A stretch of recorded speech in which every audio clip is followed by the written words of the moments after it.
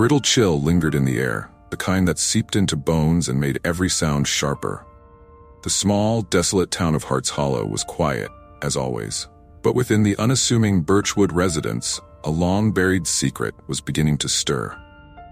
Ellie Birchwood sat cross-legged on the worn carpet of the attic, a flashlight trembling in her hand. Her brother, Caleb, was hunched beside her, sifting through boxes that reeked of mildew and age. "This is insane," Ellie whispered, her voice barely audible over the creak of the old beams. "Why would Mom and Dad keep all this stuff locked up?" Caleb shrugged, his jaw set tight. "I told you. I heard them arguing last night, something about us not being ready to know the truth." He pulled out a faded photograph of two children, eerily similar to Ellie and Caleb, but the faces were twisted in ways that felt wrong, unnatural. "Are these supposed to be us?" Ellie asked, her breath catching. The resemblance was undeniable, yet the children in the photo had an otherworldly aura, eyes too large for their faces, grins stretched wide and unnatural. Before Caleb could respond, the flashlight flickered, plunging them into near darkness. Ellie yelped, fumbling to smack the device back into life. "Stop messing around," Caleb muttered, though there was a tremor in his voice. "I'm not," Ellie snapped. The beam returned, casting an uneven glow across a peculiar box Caleb had unearthed. It was small, wrapped in dark red leather, with a symbol carved into its surface, a circle bisected by a jagged line. "Open it," Caleb urged, his curiosity overtaking caution. Ellie hesitated. Her fingers hovered over the latch, her instincts screaming to leave it be. But Caleb's impatient glare pushed her forward. The box clicked open with surprising ease, revealing a folded letter, its paper yellowed and brittle. Ellie picked it up, her hands trembling as she unfolded it. "Dear Ellie and Caleb, if you're reading this, we are gone. Do not search for us. Do not dig further. The truth about your origins must stay buried. For your safety and the safety of everyone around you, leave this box unopened." "What the hell does that mean?" Caleb whispered, snatching the letter from her hands. His eyes scanned the page, disbelief etched into his face. "Our origins? What are they talking about?" Ellie shook her head, her heart pounding. "It doesn't matter. We need to put everything back and forget we saw this." She turned to shove the letter back into the box, but Caleb grabbed her wrist. "No, we deserve to know." His voice was firm, but Ellie caught a glimmer of fear in his eyes. "What if this explains everything? The nightmares I've had since I was a kid? The way people look at us like we don't belong?"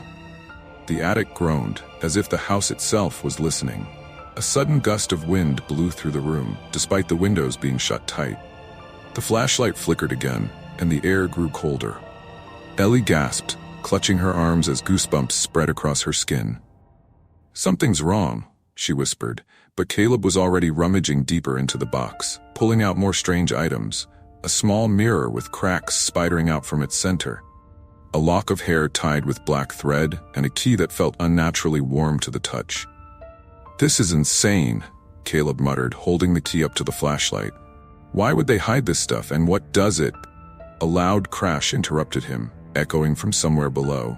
Both siblings froze, their breaths caught in their throats. "Did you hear that?" Ellie asked, her voice trembling. "Yeah," Caleb whispered, setting the key down with a trembling hand. The crash came again, louder this time, accompanied by the unmistakable sound of footsteps on the creaky wooden floorboards below. "Someone's in the house," Ellie hissed, grabbing Caleb's arm. "No one else has a key," he shot back. But his bravado faltered as the footsteps grew louder. Ascending the stairs with deliberate slowness, the siblings stared at each other, their fear mirrored in wide, glistening eyes. Neither moved as the attic door began to creak open, revealing nothing but the darkness of the hallway below. "Who's there?" Caleb called, his voice breaking. No response came, only the sound of breathing, low and guttural. Ellie grabbed the key, clutching it tightly as though it might offer protection. The box, the letter, the strange artifacts, all of it suddenly felt like a mistake. Something had been unleashed, and it was coming for them. The attic door swung fully open, revealing nothing but an inky black void where the hallway should have been. Ellie felt her stomach twist into knots as the low, guttural breathing continued. She gripped Caleb's arm tightly, her nails digging into his skin. "Close the door," she whispered urgently. "Close it? Are you crazy?" Caleb whispered back, his voice barely audible. What if something's out there? What if it's in here? Ellie shot back. Her voice was shaking, but her logic was sound. Whatever was in the hallway wasn't normal, and the longer the door stayed open, the closer it felt. The breathing stopped abruptly. For a moment, the silence was more terrifying than the sound. Caleb took a tentative step forward, grabbing a broken piece of wood from the cluttered attic floor. "Stay behind me," he said, though the quiver in his voice betrayed his courage. They inched toward the door, the dim flashlight casting jittery shadows across the attic walls. When they reached the threshold, Caleb peered into the darkness. "There's nothing," he murmured, confused. The hallway below was empty, the stairs bathed in faint moonlight from the window at the landing. Ellie felt a strange pull, as if the darkness was alive, reaching for her. "Caleb, close it, now." But before he could comply, the key in Ellie's hand grew searingly hot. She cried out, dropping it to the floor. The instant it hit the wood, the attic groaned and the shadows began to move. At first, it was subtle, barely perceptible shifts in the periphery of their vision. But then the darkness grew thicker, pooling into shapes that writhed and twisted. The air became heavy, making it hard to breathe. Ellie stumbled backward, clutching her chest. "What is happening?" she gasped. Caleb was transfixed, his eyes locked on the growing shadows. "It's them," he murmured, his voice distant. "The kids in the picture. They're here." Ellie's blood ran cold. "What do you mean? That's impossible." But as the shadows coalesced, they began to take on forms. Small, childlike figures with distorted features. Their eyes were too large, glinting like wet glass, and their smiles stretched unnaturally wide. One of them stepped forward, its movements jerky and inhuman. "You shouldn't have opened the box," it rasped, its voice a distorted echo. Ellie screamed, scrambling to pick up the key, but the figure reached out, its shadowy hand extending like smoke. Caleb swung the piece of wood, but it passed through the figure harmlessly. "What do you want?" Caleb demanded, his voice cracking. The figure tilted its head unnaturally, its grin widening. To finish what they started, the attic erupted into chaos. The shadows swirled, knocking over boxes and scattering papers. Ellie and Caleb backed into a corner, their flashlight flickering wildly. "We have to get out of here," Ellie yelled. "How?" Caleb shouted back, his voice barely audible over the deafening roar of the shadows. Ellie's eyes darted to the key in her hand. The heat had subsided, and it seemed to vibrate faintly, as though alive. "The key, maybe it can stop this." "Are you insane? That thing started this," Caleb retorted, but he didn't have a better plan. Ellie closed her eyes, clutching the key tightly. She didn't know what she was doing, but some instinct told her it was their only chance. "Help me," she whispered, unsure if she was talking to Caleb, the key, or something else entirely. The key grew warm again, and a blinding light erupted from it, piercing the darkness. The shadowy figures screamed, a sound that was both high-pitched and guttural, like nails on a chalkboard mixed with the roar of a beast. When the light faded, the attic was eerily silent. The shadows were gone, and the air felt lighter, though the oppressive unease lingered. Ellie and Caleb stared at each other, their faces pale and damp with sweat. "What the hell just happened?" Caleb asked, his voice shaking. "I don't know," Ellie replied, her voice barely above a whisper. She looked down at the key in her hand. It was cold now, its strange vibrations gone. Caleb crouched to pick up the photograph of the children. The once distorted faces were now blank, as though the image had been wiped clean. "We need to figure out what this is," he said, his tone resolute. Ellie nodded reluctantly. "But not here. Let's get out of this attic." The siblings descended the creaky stairs, their nerves on edge with every step.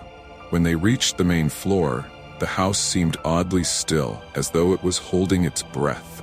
Ellie couldn't shake the feeling that they were being watched.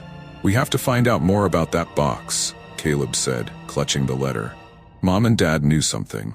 We need to go through their stuff, find anything that explains this." Ellie hesitated. "Caleb, what if they were right? What if we're not ready for the truth?" He turned to her, his eyes dark with determination. "I'd rather know the truth than live in fear. Wouldn't you?" Ellie swallowed hard, nodding.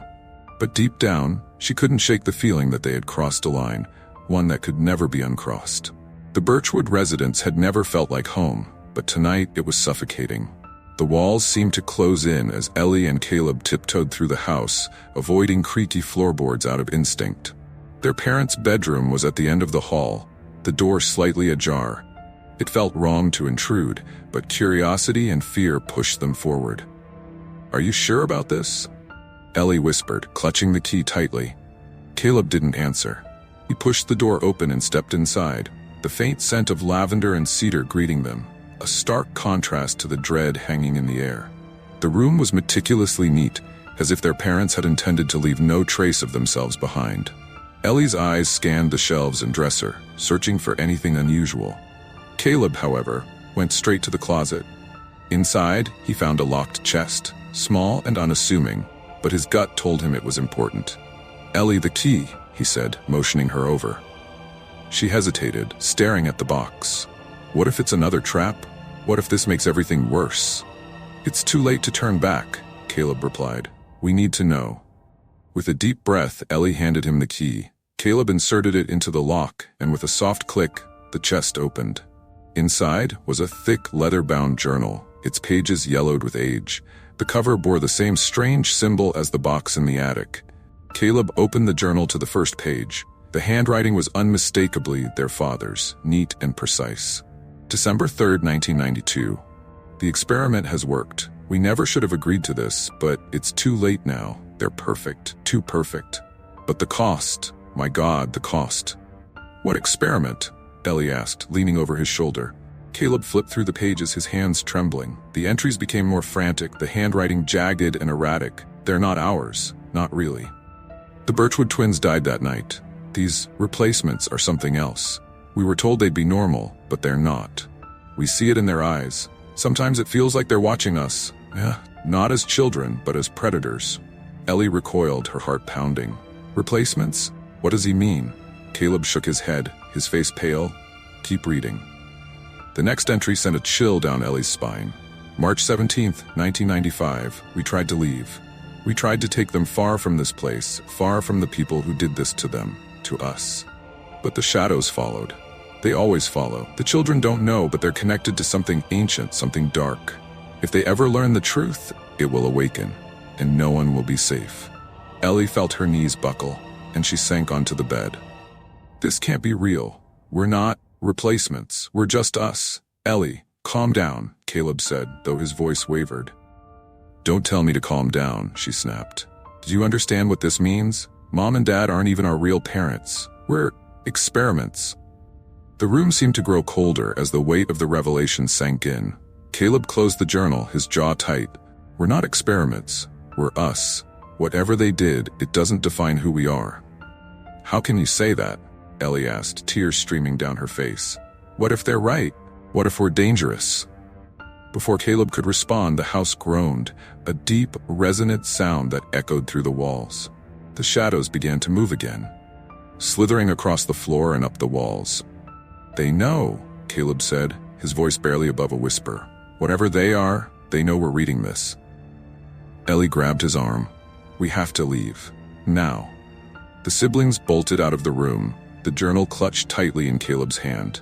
The shadows pursued them, flowing like liquid and forming shapes that twisted and writhed. As they reached the stairs, a familiar figure appeared at the base, tall, thin, and utterly wrong. It was their father, or at least it looked like him. His features were slightly off, as though someone had tried to reconstruct him from memory and failed. His eyes glowed faintly, and his smile was too wide. "Going somewhere?" the figure asked, its voice a distorted mimicry of their father's. Ellie froze, her mind racing. "Dad?" The figure tilted its head. "Not quite." It stepped forward, and the shadows swirled around it, growing thicker and darker. Caleb pulled Ellie back. "Run!" They sprinted for the front door, but it slammed shut before they could reach it. The shadows seemed to grow more solid, forming a wall that blocked their escape. The figure stalked closer, its movements slow and deliberate. "You should have listened," it said. "The truth isn't yours to know." "Stay away from us," Caleb shouted, holding the journal like a shield. The figure laughed, a low, guttural sound that made Ellie's skin crawl. "You think that book will save you? It's a record of your end." Ellie's eyes darted to the key in Caleb's hand. "The key," she whispered. "It worked before. Maybe it can work again." Caleb hesitated, then raised the key. It glowed faintly, and the shadows recoiled. The figure hissed, its form flickering like a bad signal. "Go!" Caleb shouted, shoving Ellie toward the door. The key's light intensified, and the shadows began to dissolve. The figure screamed, its voice a cacophony of rage and despair. Ellie fumbled with the door, finally yanking it open. As they stumbled outside, the air felt lighter, but the dread lingered. The house loomed behind them, dark and silent. "What now?" Ellie asked, her voice shaking. Caleb looked at the journal, his expression grim. "We find out who did this to us, and we end it." The morning sunlight felt wrong, as if the night's horrors had bled into the day. Ellie and Caleb stood at the edge of Heart's Hollow, the journal heavy in Caleb's hands. The woods stretched out before them, dark and uninviting despite the early light filtering through the trees. "We can't just go back to normal after this," Caleb said, his voice resolute. "We need answers." Ellie nodded, though her stomach churned at the thought of delving deeper. The journal had provided more questions than solutions. The last few entries had mentioned someone, Dr. Felix Carr, a name scrawled repeatedly in increasingly frantic handwriting. "Mom and Dad didn't just stumble into this," Ellie said. "They were part of something bigger. And this guy, Carr, he's the key." Caleb looked toward the forest. "If what the journal says is true, Carr's lab is in these woods. We find it, we find the truth." "Or our deaths," Ellie muttered. "Maybe, but we can't run forever." The forest seemed alive as they ventured deeper. Every rustle of leaves and snap of twigs set Ellie on edge. The shadows, though faint in the daylight, seemed to creep closer, as if watching. "How much further?" Ellie asked, her voice tight. Caleb checked the map scribbled in the back of the journal. "If this is accurate, it should be just past the old creek." They trudged on in silence, the tension between them thick. Ellie clutched the key in her pocket, its warmth a small comfort. "You think we'll find him?" "Dr. Carr?" Caleb shrugged. "If he's alive, he'll have to answer for what he's done. If not, maybe we'll find something that tells us what we really are." Ellie stopped abruptly. "I don't need to know what we are, Caleb. I need to know we'll survive this." He turned to her, his expression softening. "We will. Together." The creek was little more than a trickle of water cutting through the woods, but it marked the path to their destination. Beyond it, the forest thickened, the trees gnarled and ancient. Caleb spotted a rusted chain-link fence partially hidden by overgrowth. "Here?" he said, pointing to a gap where the fence had collapsed. Ellie hesitated. "This place feels wrong." "It's where the journal led us," Caleb replied. "We're not turning back now." They stepped through the gap, the air growing colder with each step. The lab was hidden deep within the trees, a crumbling building overrun by vines and moss. The windows were shattered, and the door hung ajar, creaking faintly in the breeze. "This is it," Caleb whispered. Ellie swallowed hard. "I hate this already." Inside, the lab was a maze of decay. Broken equipment littered the floor, and the walls were lined with shelves of dusty, unidentifiable objects. A faint chemical smell lingered, sharp and unpleasant. "Look for anything with Carr's name," Caleb said, stepping cautiously over the debris. Ellie shined her flashlight across the room, her heart racing with every shadow that danced in its beam. On a desk in the corner, she found a stack of files bound with brittle string. She opened the top one, her stomach dropping as she scanned the contents. Subject 18, Birchwood Twins. "Caleb," she called, her voice shaking. He rushed over, peering at the file over her shoulder. The documents detailed experiments, procedures performed on 2 infants who matched their birth dates. The language was clinical and detached, but the implications were horrifying. "They created us," Ellie whispered. "We weren't born. We were made." The sound of footsteps echoed through the lab, breaking the silence. Caleb grabbed a metal pipe from the floor, motioning for Ellie to stay behind him. "Who's there?" he called out. From the shadows emerged an older man, his face gaunt and his eyes sunken. He wore a lab coat that hung loosely from his frail frame. "You shouldn't be here," he rasped. "Dr. Carr?" Caleb demanded. The man nodded slowly, his gaze flickering to the journal in Caleb's hand. "You've read it, haven't you?" "Why did you do this to us?" Ellie asked, her voice trembling with anger and fear. Carr sighed, his shoulders slumping. "You were never supposed to know. Your parents? They made a choice to save you. But it came with a price." "Save us," Caleb repeated, his grip tightening on the pipe. "What are you talking about?" You were dying, Carr said. Both of you. A genetic defect. The procedure, it was experimental, but it worked. It gave you life, but it also tethered you to something else, something ancient. The shadows, Ellie whispered. Carr nodded. They've always been there, waiting. The key, the box, they were meant to keep you safe. But now that you've unlocked the truth, they'll come for you. Caleb stepped forward, his face hard. Then tell us how to stop them. Carr hesitated, then pointed to a metal door at the back of the lab. There's a machine. It can sever the connection, but it's dangerous. It could kill you. Ellie looked at Caleb, her heart pounding. We don't have a choice. We can't live like this. Caleb nodded, determination in his eyes. Show us. Carr led them to the machine, a hulking, rusted contraption that hummed faintly as he powered it on. Step inside, he instructed, his voice heavy with regret. The siblings exchanged a glance, then climbed into the machine. Carr began flipping switches, and the air crackled with energy. You'll feel pain, he warned. But if you make it through, the shadows will be gone. The machine roared to life, and agony ripped through Ellie and Caleb as light engulfed them. The shadows screamed, their forms writhing as they were pulled away, dissolving into nothingness. When the light faded, Ellie and Caleb collapsed to the floor, gasping for air. The lab was silent, the shadows gone. Did it work? Ellie asked weakly. Carr knelt beside them, his expression unreadable.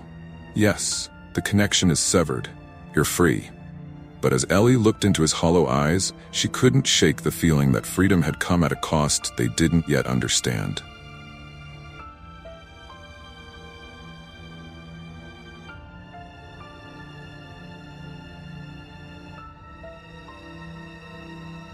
The house on Pine Hollow Road had always loomed large in the memories of Daniel and his younger sister Emily.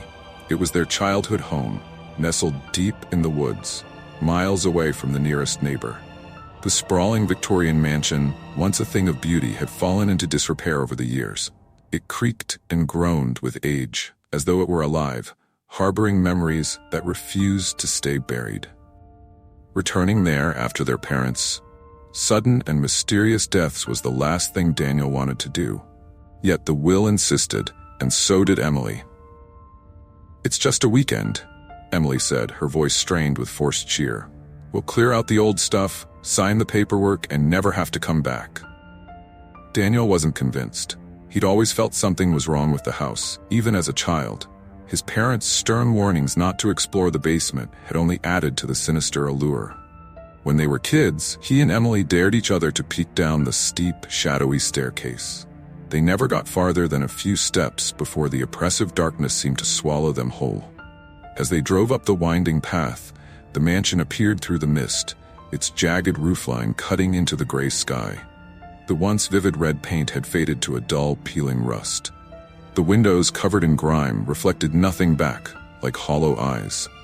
Stepping inside, Daniel felt an immediate chill, as if the house had been waiting for them. The air was thick with the scent of damp wood and something faintly metallic.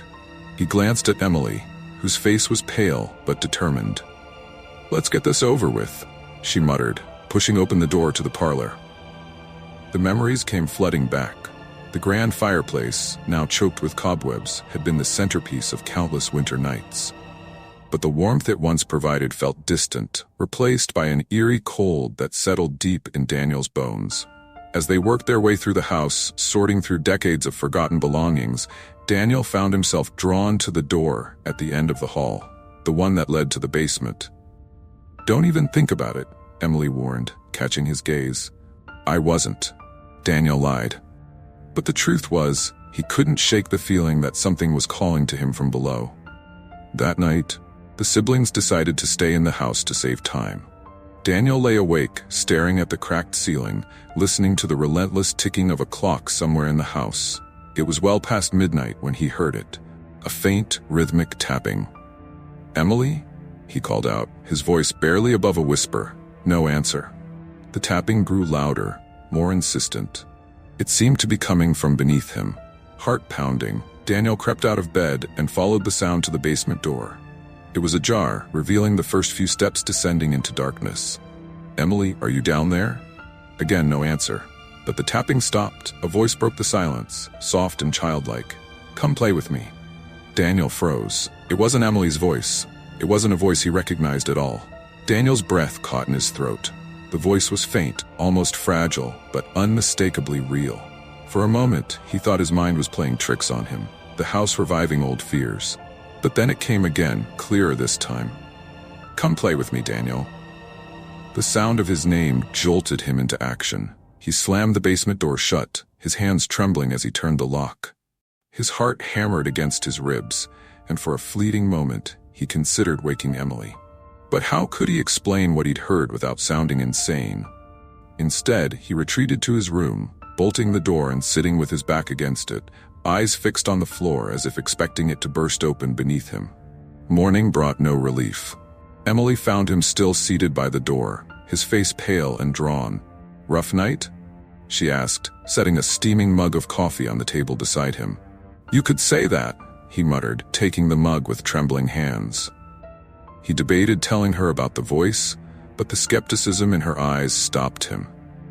Emily had always been the rational one, dismissing their childhood fears as imagination gone wild. They spent the day sorting through more of their parents' belongings. Daniel couldn't shake the feeling that the house was watching them, the air thick with unspoken tension. Then they found it. A box labeled Family Memories tucked away in the attic, hidden beneath a pile of moth-eaten blankets. Inside were photographs, letters, and journals. At first, the content seemed innocuous, images of birthday parties, holidays, and summers by the lake. But as Emily sifted through the papers, her expression darkened. "Daniel," she said, her voice barely above a whisper. She held up a photo of two children standing in front of the house, Daniel and Emily. But there was a third figure, a little girl with dark hair and a wide, unsettling smile. "Who is that?" Daniel asked, leaning in closer. Emily shook her head. "I don't know. I don't remember anyone else being with us."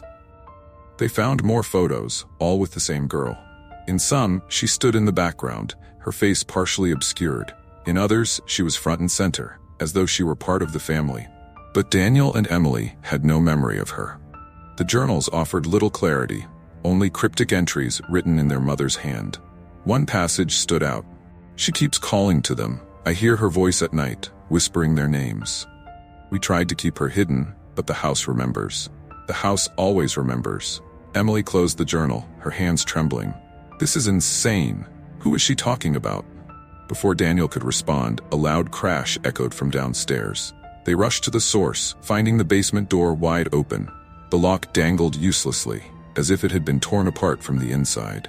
"Emily, stay here," Daniel said, though his voice betrayed his fear. "Like hell I will," she snapped, grabbing a flashlight from the kitchen counter. Together, they descended the stairs, the beam of the flashlight slicing through the darkness. The air grew colder with each step, the silence oppressive. At the bottom, they found an old wooden chest, its lid slightly ajar. Daniel hesitated. "Do we open it?" Emily nodded, her grip tightening on the flashlight. "We have to." He lifted the lid and a wave of cold air rushed out, carrying the faint scent of decay. Inside was a collection of old toys, dolls with cracked faces, a stuffed bear missing an eye, and a tiny music box. Emily picked up the music box and turned the crank. The haunting melody filled the air, and with it came the voice again, soft and eerie. "You found me." The basement door slammed shut above them, plunging them into darkness. The sound of the door slamming sent a sharp echo through the basement.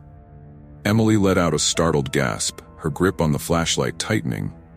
The dim beam flickered and then stabilized, but it seemed weaker, swallowed by the oppressive darkness that surrounded them. "Who's there?" Daniel called out, his voice shaky but loud enough to fill the silence. No answer.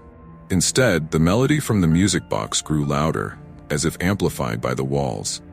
It was no longer the haunting lullaby they'd heard moments ago. It was warped now, disjointed notes that grated on their nerves. The air seemed to hum with unseen energy. "Daniel," Emily whispered, her voice trembling. "What's happening?"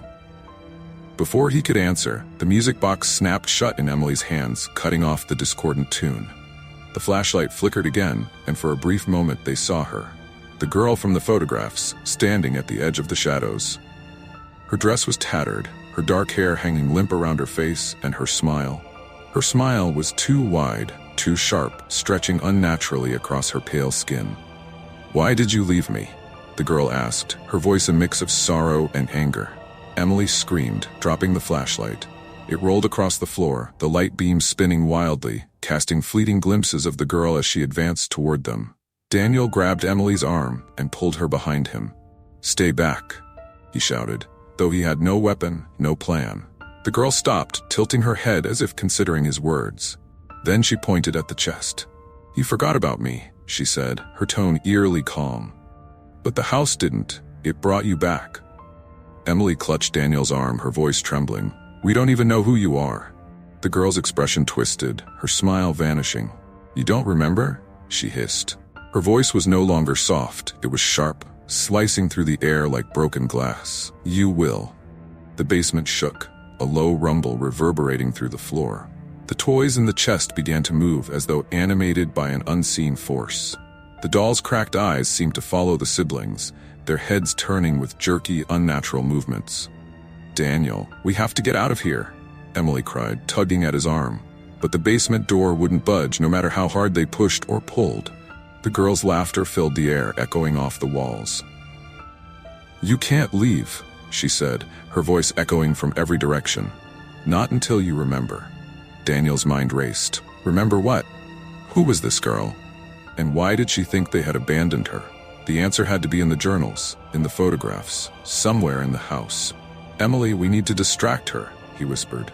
"How?" she whispered back, panic evident in her voice. "Just trust me." He grabbed the music box from where Emily had dropped it and cranked the handle. The warped melody began to play again, and the girl froze, her eyes fixed on the tiny box.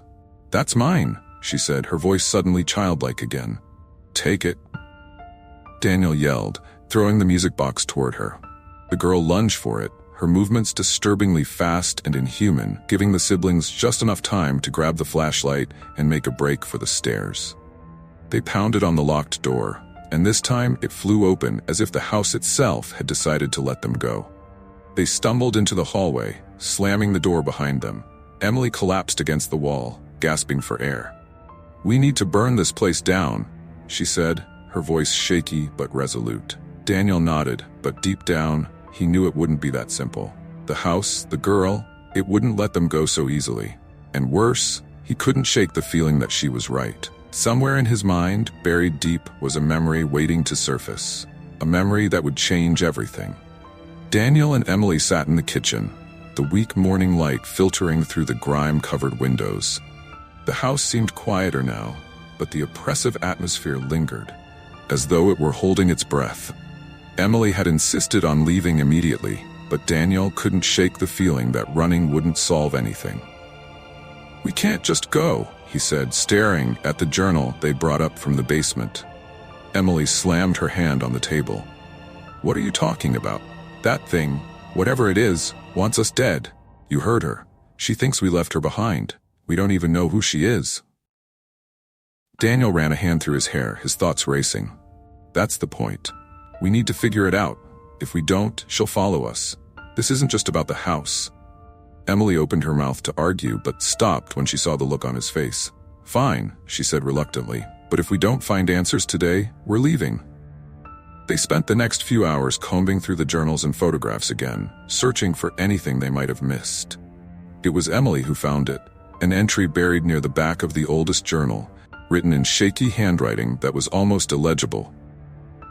"We couldn't keep her. She was too dangerous. The others didn't understand, but we did what we had to. They'll never forgive us if they find out." Daniel frowned. "What does that mean? Who's she?" Emily turned the page and her face went pale. She pushed the journal toward Daniel without a word.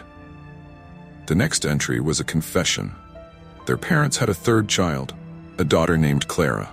She was born with a strange condition. She never aged. As years passed, her behavior grew more erratic, her presence more unsettling. The family kept her existence a secret, claiming she had died as an infant. But in reality, they had locked her away in the basement, hoping to contain whatever darkness seemed to cling to her. "Clara," Daniel said, the name unfamiliar yet heavy on his tongue. Emily stood abruptly, pacing the room. "This is insane. They locked her up and just left her there? No wonder she's angry." A sudden crash from upstairs made them both jump. The sound of footsteps followed, slow and deliberate, echoing down the hall. "She's here," Daniel said, his voice barely above a whisper. Emily grabbed his arm. "What do we do?" "We finish this," Daniel said, his resolve hardening. "The house isn't going to let us leave until we do." They followed the footsteps to the second floor, where the door to their parents' bedroom stood ajar. Inside, the room was untouched, as though frozen in time. Clara stood by the window, her back to them, her head tilted toward the light. "Why did you come back?" she asked, without turning around. Daniel took a step forward, his voice steady. "We didn't know. We didn't remember you." She turned slowly, her too wide smile gone, replaced by an expression of heartbreak. "You left me here, alone. They told me I was a monster. Are they right?" Daniel shook his head, tears welling in his eyes. "No, they were wrong. You didn't deserve this." For a moment, Clara seemed to soften, but then her face twisted with rage. "Liar!" she screamed, the walls trembling with her fury. "You forgot me. You left me to rot." The room began to shake violently, objects flying off shelves. Emily screamed as the floor beneath them cracked, revealing the darkness of the basement below. "Clara, stop!" Daniel shouted, his voice breaking. "We're sorry. We'll make it right." The chaos halted abruptly.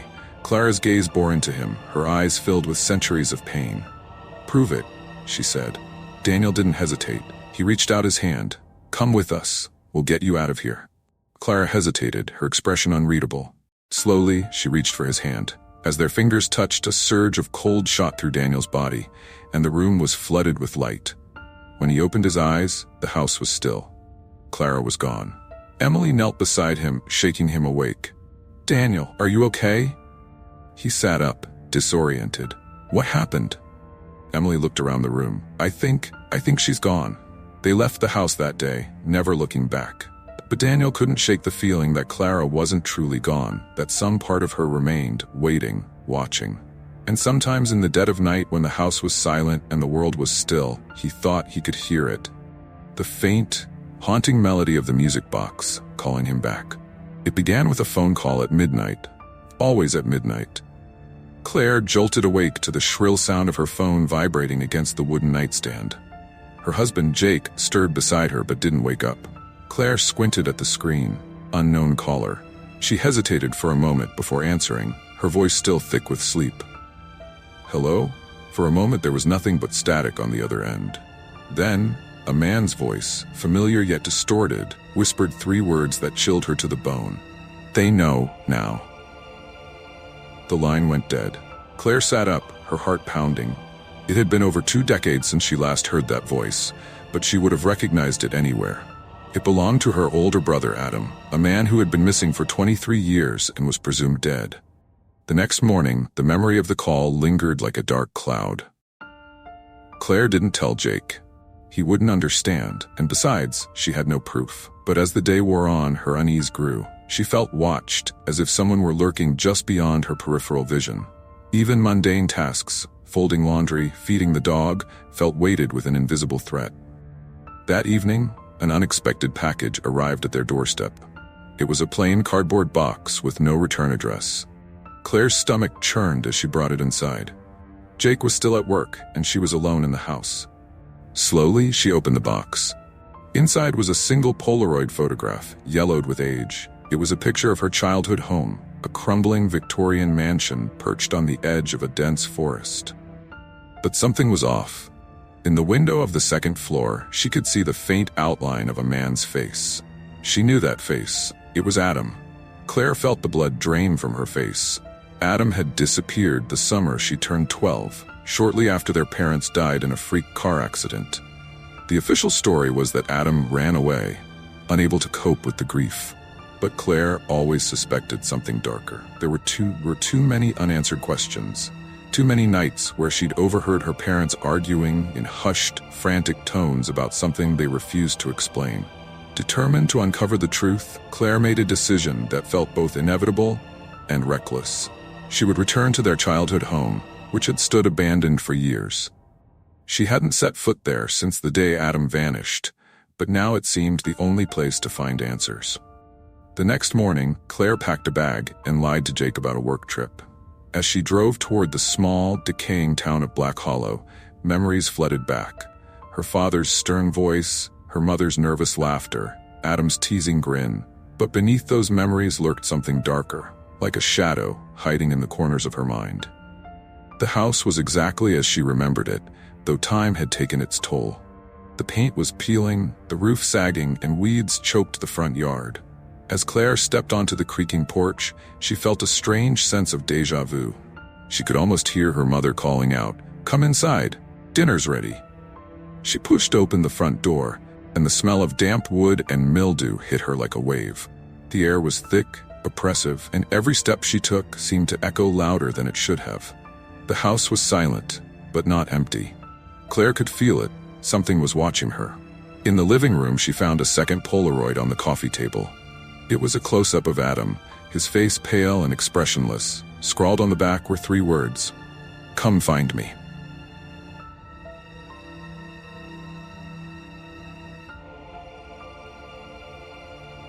Claire sat on the edge of the sunken couch, the Polaroid trembling in her hand.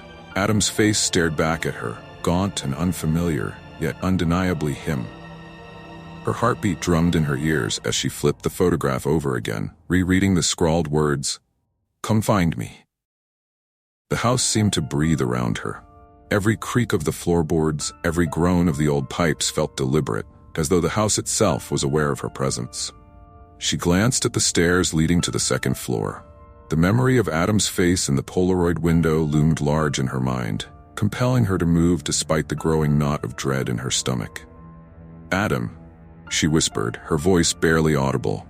The name felt foreign on her tongue after so many years of silence. As Claire ascended the staircase, the atmosphere grew heavier, almost suffocating. The air smelled faintly of smoke and something metallic like rust or blood. When she reached the top, she stopped to catch her breath, noticing how the shadows in the hallway seemed to shift, writhing like living things. The second-floor corridor stretched out before her, lined with doors she hadn't seen since childhood. Her old room was the first on the left. She reached for the doorknob, her fingers trembling. The door creaked open, revealing a room frozen in time. Her faded floral wallpaper, her canopy bed, her bookshelf full of dusty paperbacks. It was all just as she had left it. But something was wrong. On the bed lay another Polaroid, this one of a child's hand gripping a bloody hunting knife. Claire staggered backward, her breath hitching. Her knees buckled, and she leaned against the doorframe for support. This wasn't just a haunting. Someone or something was playing a game with her. Her memories of Adam suddenly surged to the surface. She remembered him teaching her how to tie knots in the backyard, telling her ghost stories that made her too afraid to sleep. But there were darker memories too. The nights when Adam would lock himself in his room, refusing to speak to anyone. The whispers she'd heard from her parents' bedroom late at night. "We have to protect him. We have to protect them both." A loud crash from the end of the hall yanked her out of her thoughts. She turned toward the sound, her pulse quickening. The door to her parents' old bedroom was ajar, light spilling out in thin, pale streaks. Claire approached cautiously, the floor creaking beneath her. Inside the room, she found an old trunk she didn't recognize, its lid slightly open. The room itself was almost empty. Just the trunk and a broken lamp on the floor. Claire knelt and lifted the lid, revealing its contents. A bundle of yellowed newspaper clippings, a child's diary with its cover torn off, and a tape recorder. She hesitated before picking up the recorder. Her fingers hovered over the play button. Finally, summoning her courage, she pressed it. At first there was static. Then her father's voice crackled through the tiny speaker, urgent and panicked.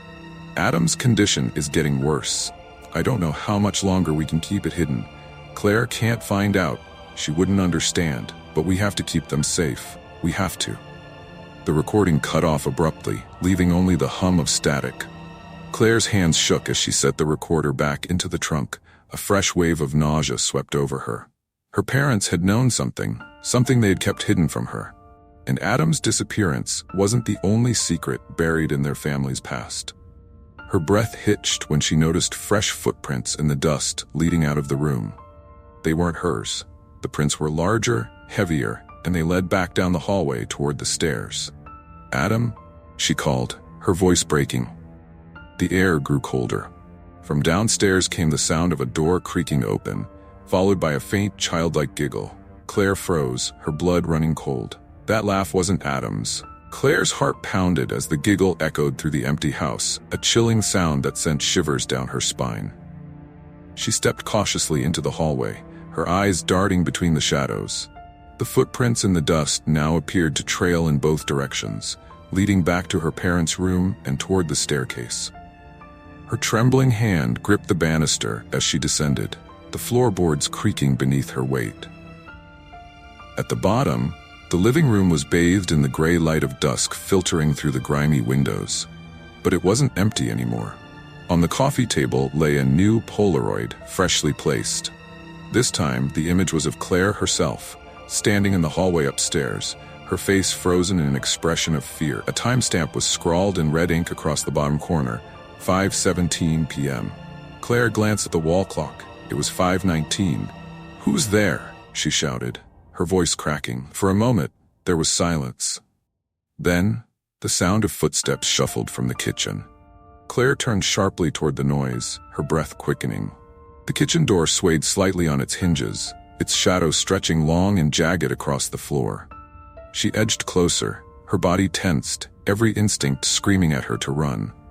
"Adam," she called again, though she no longer believed it was him. The door creaked open as she approached, revealing the dim kitchen beyond. Claire scanned the room quickly, her eyes settling on the dining table in the center.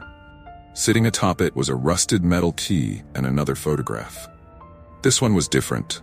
It wasn't a Polaroid, but a faded family portrait she hadn't seen in years.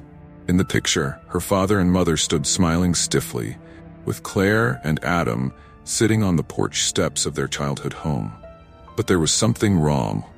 Behind them, barely visible in the shadow of the front door, was another figure, a child, their face blurred and unrecognizable. Claire's knees felt weak. She stumbled back, gripping the edge of the counter for support. Her hands found the key, and she clutched it tightly. Beneath the photograph was a scrap of paper with a single sentence scrawled in jagged handwriting. "The cellar holds the truth." Claire had forgotten about the cellar. It had been boarded up when they were children, her parents forbidding them to go near it. Adam had once told her it was because something lived down there. She had laughed it off as one of his ghost stories, but now the memory resurfaced, sharper and more sinister. She moved cautiously through the house, her grip on the key tightening. The cellar door was in the back hallway, its outline barely visible beneath layers of peeling paint. The boards nailed across it had been pried off, leaving only the lock securing it shut. Taking a deep breath, Claire inserted the key. The lock clicked, the sound unnaturally loud in the oppressive silence. She pulled the door open, revealing a narrow staircase descending into darkness. A damp, earthy smell wafted up, mixing with the faint metallic tang of blood. As she descended, the air grew colder, the darkness pressing against her like a living thing. Her flashlight beam cut through the gloom, illuminating the walls, which were covered in scratches, as though someone had clawed at the stone with desperate fingers. At the bottom, the cellar opened into a large, cavernous space that didn't match the dimensions of the house above. It was as if the cellar had grown, stretching impossibly far into the earth. Claire's light caught something glinting in the corner. She moved closer, her breath hitching as she realized what she was looking at. A series of small cages, each rusted and empty. Above them, scrawled in red paint, or was it blood, were the words, "Protect the family." Claire's stomach churned. What had her parents been hiding, and what role had Adam played in it? Then she heard it, a faint rhythmic tapping. It came from deeper within the cavern, a sound that echoed in the stillness. Her flashlight flickered, the beam stuttering as she turned toward the noise. "Claire," a voice whispered. It was unmistakably Adam's, but it sounded strained, hollow, like the voice of a man speaking through layers of static. "Adam?" she called, her voice trembling. The tapping grew louder, accompanied by the soft sound of footsteps. From the shadows emerged a figure, tall and thin, its face obscured by the darkness. The figure stepped closer, and Claire's light finally caught its features. It was Adam, but not the Adam she remembered. His face was gaunt, his eyes sunken and wild. His clothes hung loosely on his skeletal frame, and his hands were stained with something dark. "You shouldn't have come," he said, his voice a low, guttural rasp. Claire froze, the beam of her flashlight trembling in her hand. The figure before her was both Adam and something unrecognizable, a distortion of the brother she once knew. His sunken eyes locked onto hers, his lips curling into a grimace that was neither a smile nor a frown, but something far worse, something inhuman. "Adam," she whispered, tears pooling in her eyes. "What happened to you?" He didn't answer at first, his gaze shifting past her to the dark expanse of the cavern. The rhythmic tapping resumed, this time louder, reverberating through the space like a heartbeat. "It wasn't supposed to be you," Adam said finally, his voice cracking. "They promised you'd be safe." "What are you talking about?" Claire demanded, her voice breaking as fear and frustration mingled in her chest. "Who promised? What is this place?" Adam took a step closer, his movements slow and deliberate, as though his body resisted every action. "Mom and Dad. They didn't just protect us, they fed it. They made deals, but when they couldn't pay their price anymore." He trailed off, his head jerking toward the sound of the tapping, which had grown deafening now. "What price?" Claire asked, her voice rising in panic. "Adam, what did they do?" "They gave me," he said flatly. His words were heavy, laced with years of bitterness and pain. "And when I wasn't enough, they promised it you." Claire's breath hitched. "No," she whispered, shaking her head. "That can't be true. They would never." "They did." Adam's voice boomed, echoing off the stone walls. His face twisted in anger, but his eyes glistened with tears. "They lied to you, Claire. They lied to me. They thought they could escape it, but this thing, it doesn't forget. It doesn't forgive." The tapping suddenly stopped. A chilling silence filled the cavern, pressing down on them like a physical weight. Then came the sound of something wet and heavy, like flesh dragging across stone. "Run," Adam hissed, his voice urgent. "You need to go now." Claire's feet refused to move, rooted to the cold, damp floor. "Not without you," she said, her voice trembling. "I won't leave you here." Adam shook his head, his expression a mix of anger and sorrow. "I'm already gone. This place, it's taken everything. If you stay, it'll take you too." Before Claire could respond, a deep, guttural growl filled the air, reverberating through her chest. From the shadows, a monstrous shape began to emerge, its form shifting and impossible to define. It was as though the darkness itself had come alive, tendrils of shadow writhing and stretching toward them. Claire's instincts kicked in, and she stumbled backward, her flashlight flickering wildly. The creature moved with unnatural speed, its amorphous body pulsating with every step. Adam stepped between her and the entity, his frail body dwarfed by its enormity. "Go," he shouted, his voice breaking with desperation. Claire turned and ran, her breath ragged as she climbed the narrow staircase. Behind her, she heard the sound of Adam screaming, a sound that would haunt her for the rest of her life. As she reached the top of the stairs, the cellar door slammed shut behind her, and she felt the house shudder as though the earth itself had shifted. She collapsed onto the floor, gasping for air, tears streaming down her face. The house was silent again, but it was a different kind of silence, one filled with absence. She looked around, half expecting Adam to appear, but he was gone. The Polaroids, the tape recorder, the photographs, all of it had disappeared, leaving no trace of the horrors she had witnessed. Claire stumbled out of the house and into the night, her legs weak and unsteady. She didn't stop running until she reached her car. As she fumbled with the keys, she felt a presence behind her. Spinning around, she saw nothing but the empty driveway and the decaying house looming in the darkness.